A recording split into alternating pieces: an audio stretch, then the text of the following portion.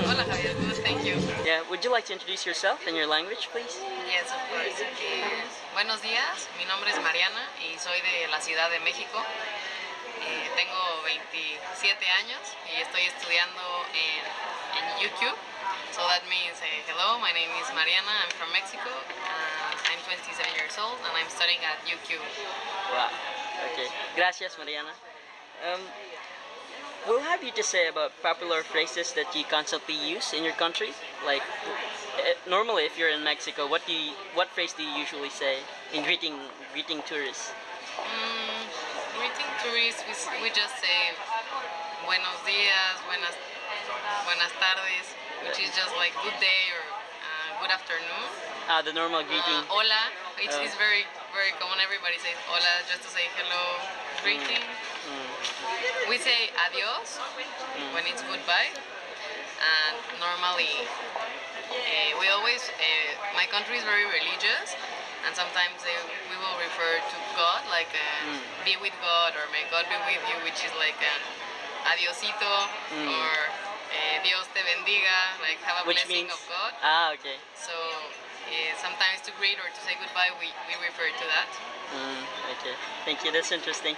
Now, we'd like to know, back in Mexico, what could be an interesting story about how it was like growing up in your country, and things that you think only kids from your country do?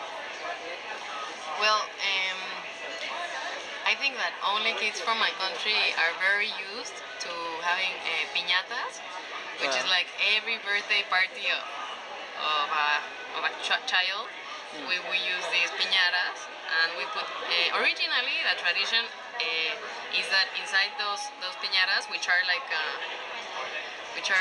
a container filled with candy, but made of newspaper and different colored papers. And originally they would put like vegetables and peanuts. Oh, okay. And mandarins, sugar canes. Jicama, which I don't know if you know, it's like another kind of vegetable. Yeah. But nowadays they just put candy. They fill them with candy, and kids with a stick they break them, so all the candy goes out, and they just. Oh, nice. How does piñata differ from piña colada?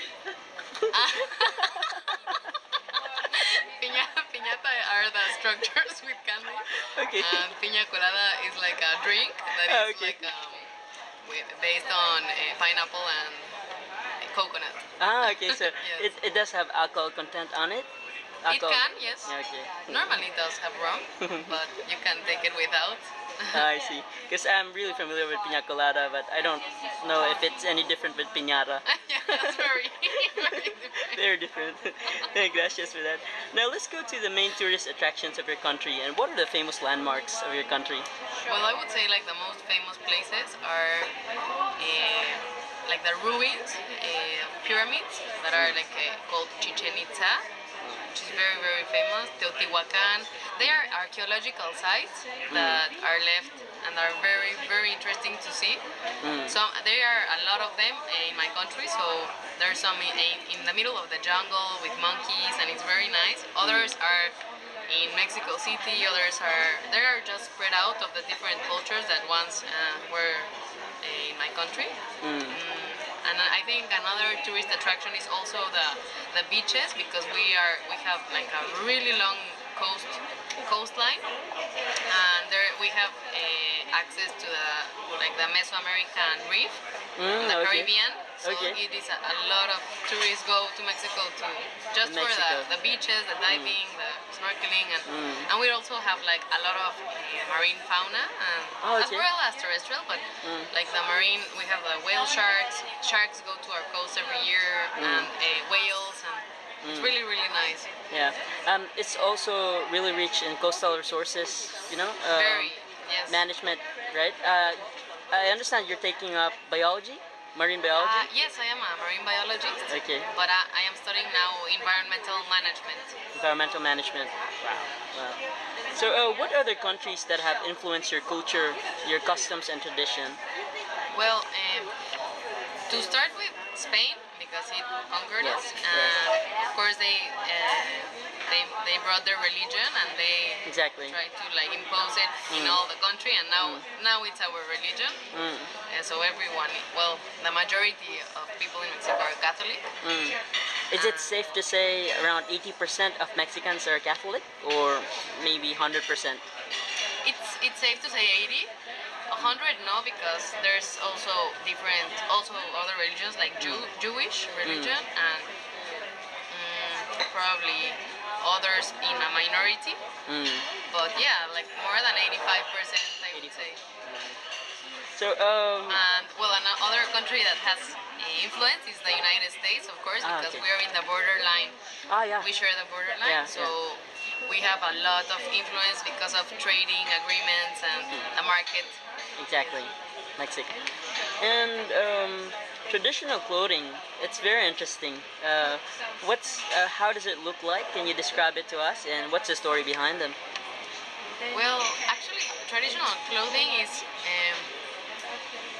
it's very like the shirts it's handmade.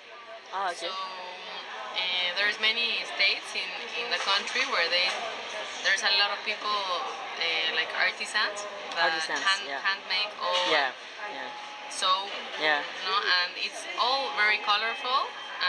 So I would say that the traditional dress is like a shirt that has a handmade shirt with a lot of flowers or different colors, but everything is handmade. Hand woven, and it's made through Pina, right? What is the ingredients of those things that you actually hand weave, like hand woven materials using pineapple? I guess in the Philippines we have this, considering the fact that we share the same Spanish influence since we were colonized 333 years by Spain. We have this thing called barong Tagalog, and it's actually hand woven as well. It's using piña. Yeah, it's piña. So I was wondering if it's kind of the same. No, in Mexico it's more like cotton. Cotton. Yeah, some people, some communities of indigenous people will have a special machine to do like different mats and window covers and things. But it's all about strings and cotton. Do you only wear this on special occasions, like wedding? It's weird because we don't actually wear it. You will not see people wearing it for special occasions. It's only certain minorities in the country that they wear this traditional costume, and women will have these shirts and a long skirt with colors also. And men is very simple. It's only like a cotton white shirt and pants. It's not like really a traditional thing to use it, but the ones who will use it are more indigenous people. Indigenous people. Of course that we can buy those kind of shirts and we will wear them casually like any day. So, but like a really traditional person, no, it's hard to see. How's the weather down there in Mexico? It's very variable. I am from Mexico City, and there the weather is quite nice, I would say, because it's hot in summer, a little bit cold in winter. It gets cold, and because it's a very high city, it has like in winter the temperature does drop down a lot, and there's a lot of rain in summer, a lot of rain. but the past 6 years, 7 years, I lived in the coast in Oh, Baja okay. California, Wow. and the city is called La Paz. La Paz. The Okay. peace. La Peace. Okay. And it What does that really mean in English? Yeah, La Pencil? Paz is peace. Ah, peace. Oh, okay, La Paz. So, and it's really right because it's really peaceful city, very nice, very small, and it's beautiful, very beautiful. And there, it's really hot. Like the temperatures are in summer, more than 40 degrees Celsius. Oh, okay. And in winter, probably 15. So 15. it's never that cold. It's never that cold. So it really varies between regions because there's other states where in winter it will be -0. Oh, okay. So you do have 4 seasons as well, like winter, summer, spring, fall. I would say it depends on the region. Some don't have 4 seasons. Ah, okay. Just wet and dry season, Yeah, perhaps? just wet and dry. Ah, okay. Because we do not have snow, we do not have, like, you cannot really appreciate as much the 4 seasons, only in probably some cities that are, I don't know, like it's not in the whole country where you can appreciate the 4 seasons. I see. Now, what is your advice for people visiting the country? What are the to-dos and not to do or not to do? I would say because I'm a very I mean, aquatic do's and person. don'ts. Yeah. I would really recommend the beaches and the activities related to the sea. Okay. There's a lot of places and all over the coast, not necessarily in the Caribbean, but all over the coastline there are beautiful beaches where you can sail, you can surf, you can snorkel and swim, and it's very pleasant. I think the beaches. And I would also recommend the archaeological sites because they are very interesting and it's really nice to see all the reminiscence of the cultures that once were there. I would really recommend the southern Mexico because that's where most of the culture still remains. So there's a lot of, like in some states that are called the Chiapas, Oaxaca.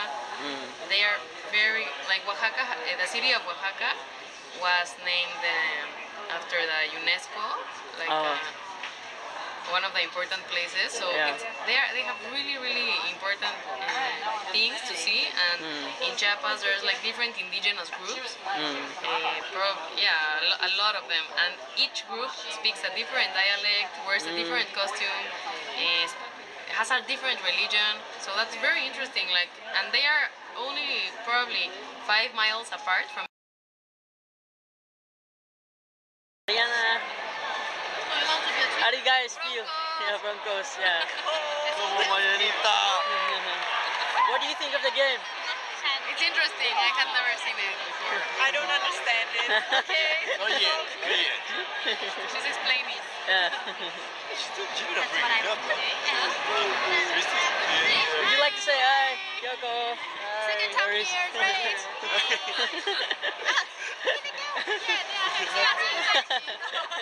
What do you think of the game? That's so exciting. Tackling. Sometimes you don't know what's happening. Yeah. We're concentrating on it. Last game we went to. This day is so cold. That's alright? It's very cold. It's very cold. That was warm in Canada. You know more rules than last time, which is good. That's good. Thank you.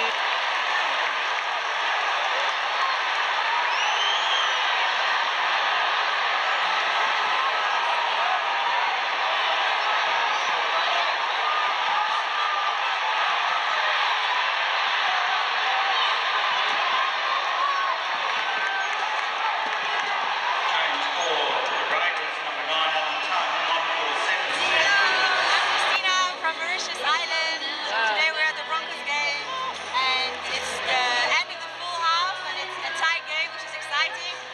Brisbane was winning a lot, and now Canberra is back, so we have 5 more minutes. 5 more minutes. And we don't know what we're supporting. We're supporting the winning team. Thank you.